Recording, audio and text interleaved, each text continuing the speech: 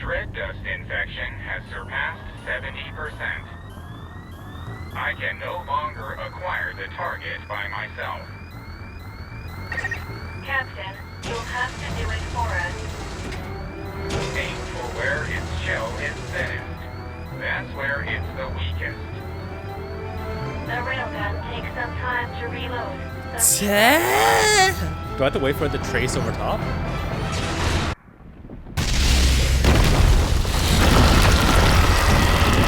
That's where I would have shot. It's like cutting a worm in half. May not kill it. Slow it down. Worms have like a billion hearts.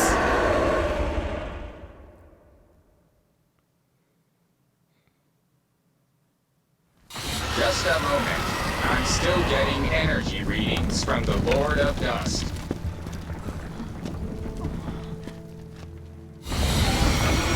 No way! It's gonna reattach. Ah!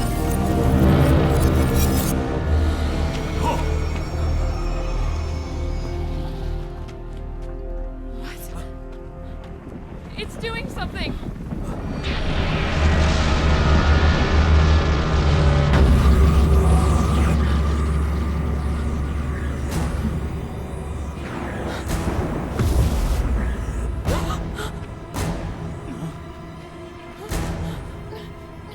Where are you going?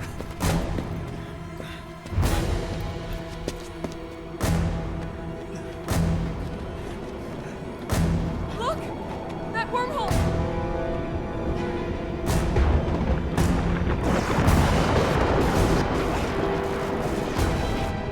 What's going on?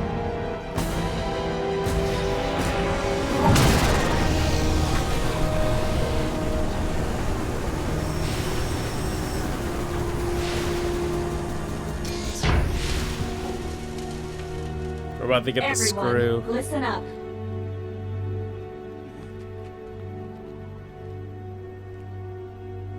There is only one way to defeat the Lord of Dust. After running an analysis on the phenomenon we've witnessed just now, one significant problem has come to light. The Dread Dust didn't begin their existence as organic life. Therefore, they have no concept of death. They began as nanomachines. As long as they have no concept of their own death, they will not cease to function. This appears to be the reason why it has been impossible to destroy them. Oh my god. How do you kill what that has no life? I'm just gonna ask you point blank. Is there really a way to beat this thing? Yes, but before I elaborate, please listen to this. We don't have time for this shit. We don't have time for this shit. I can almost hear Reeve when this message starts. I can empathize, because I'm sure you're still in the middle of the battle. But I need you to listen to me. This really will be my final message to you. Consider it my last will and testament. First of all, Reeve, before I continue, I have to apologize There to ain't you. no time for apologies, man. Give me the goods. We really don't have time for this. Captain, try hitting it with the railgun again. We can't. I let you down. I spent 30 years trying, but in the end, I couldn't get you out of that place. Please forgive me. Oh my god, Chris is good luck. Fuck my mind. Let me down. No. You're Chris? I remember it like it was yesterday. That day, 30 years ago. When the captain got me to the wormhole above base camp and I made it home. Holy shit. My mind is fucked. But I couldn't have expected what happened next. Instead of going back to 1980, I ended up in Philadelphia in 1943. In the skies above the USS Eldridge. Wardenclyffe section hadn't been around that long, and this was their first full-blown test of the wormhole teleportation. And so I, descending from the skies, became the greatest achievement of the Philadelphia experiment. For the next several years, I was the section's little plaything. But over time, I rose to the rank of researcher and gained more influence in the section. And what supported my research was the device that you, Reeve, gave to me. I quickly became one of the leading scientists in my field. But most of my work was simply me recreating what I'd seen on the device. It wasn't because I was smarter than anyone else. I discovered absolutely nothing. But I was fine with that. I wasn't after fame or fortune. I wanted to atone for what I had done to all of you. What I had done to the world. Thus, the gates of hell were flung open. Though my own personal hell wasn't Dite, but back here, in reality. For 30 years, I have sacrificed everything to prepare. All these preparations for this one fleeting moment. When you hear this, the Lord of Dust will likely have already opened his door to the past. Captain, it's all up to you and the others. History, the survival of mankind depends on whether or not you can pull this off. I'm counting on you, heroes without names. The future is in your hands. That is Goodluck's final message. Chris. Virgil, tell me something. How do we destroy this thing? There is only one way. I must become one with the Lord of Dust and reveal the concept of death to all dread dust. What? Once this has happened, fire the railgun at the Lord of Dust and me. Seth, a human being, understood death, the dread dust that infected him. Because it was so dependent on the properties of its host, when Seth's body was destroyed, so was the dust within him. I will do the same thing to the Lord of Dust. But Virgil, if you do that, you'll... I am ready for that. Virgil, Do you even understand what death is? At the very least, I have developed my own interpretation of it. I have spent a long time with the Karen Corps, the captain, and all of you. Journeyed with you, fought alongside you. I have realized that your existence is fragile and fleeting. And while the dread dust was eating away at me, I became aware of a concept, an aversion to my existence coming to an end. This could even be called fear. Existence is finite, life is precious, and death is sorrowful. Captain, is my understanding correct? Then I think we have a plan. This truly will be the final battle. The meaning of life, the reason for death, the value of existence. I will teach these to the dust. I will teach them everything I learned having to survive in this world with all of you.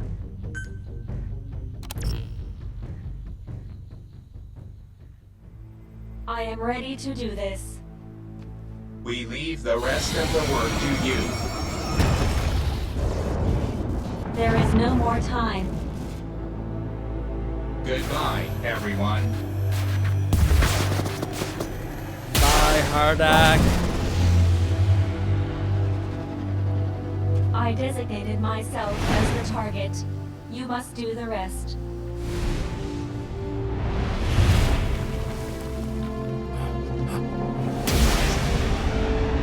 I truly enjoyed the time we spent together. Right down the gullet.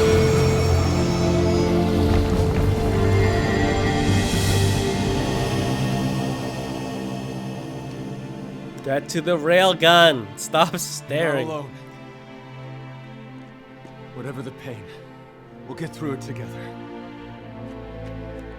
You can do this, Captain. Captain, my captain.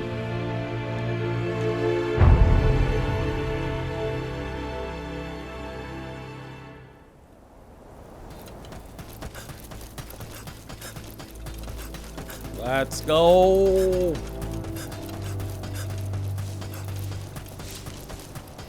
Let's get it.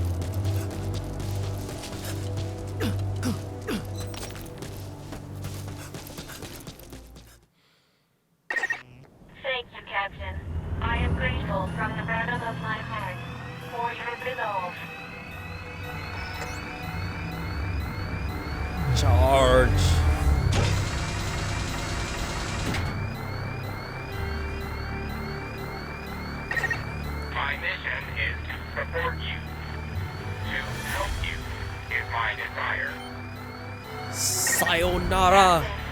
Let me help you. I found the better answer. Bye, Virgil. Oh, what the hell? We missed? What's the target thing?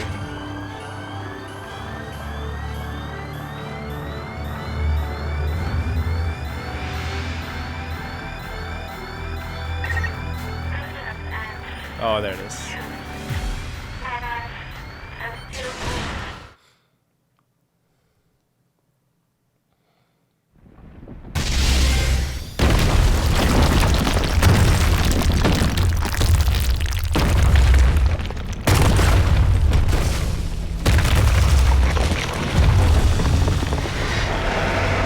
Ah, you son of a bitch.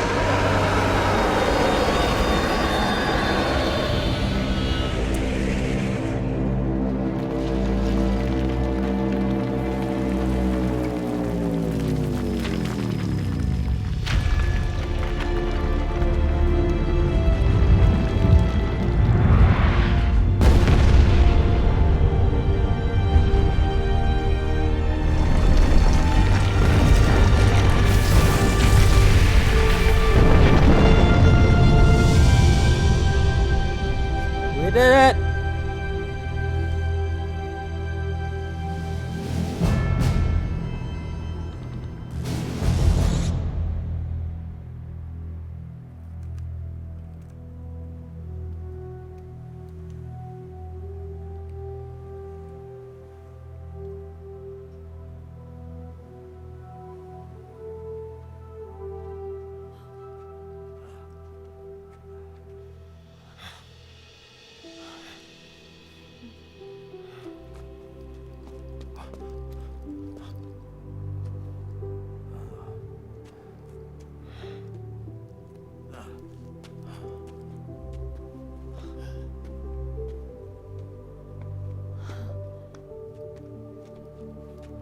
Back to camp.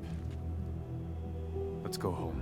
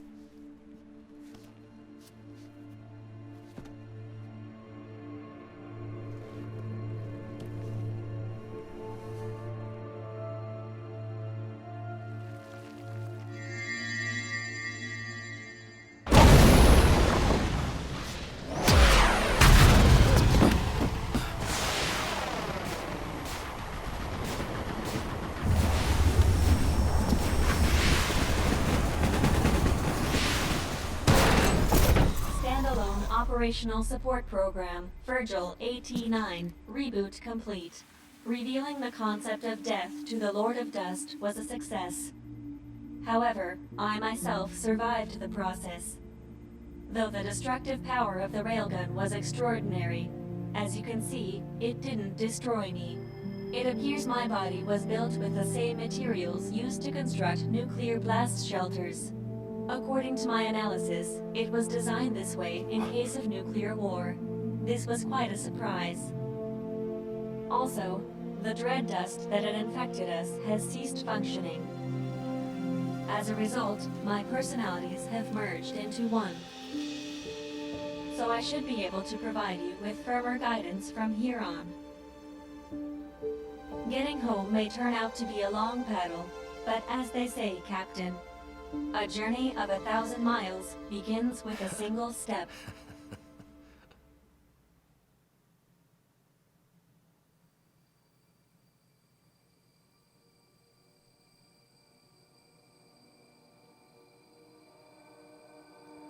Aw, don't you love happy endings? I'm still anticipating like another codex scene somewhere around here. But anyways, ladies and gentlemen, that is it for my Let's Play walkthrough of Metal Gear Survive.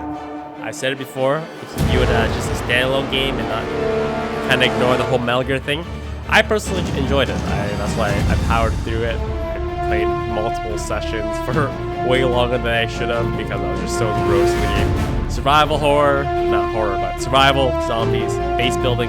Loved every second of it. Hopefully you guys enjoyed this series. As always, if you enjoyed, drop the last video a quick thumbs up to finish it off strong. And I will see you guys next time. As always, have a fast day.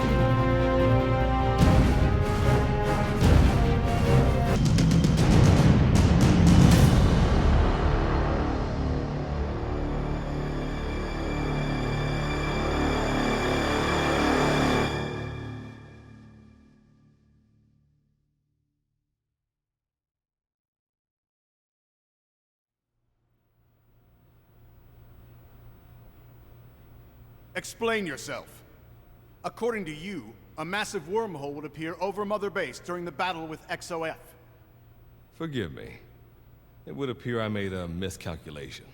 Whatever it was, I have to report this to the section. This isn't the first time you've crossed the line with your initiatives. They're going to come down on you hard, I imagine. Better prepare yourself.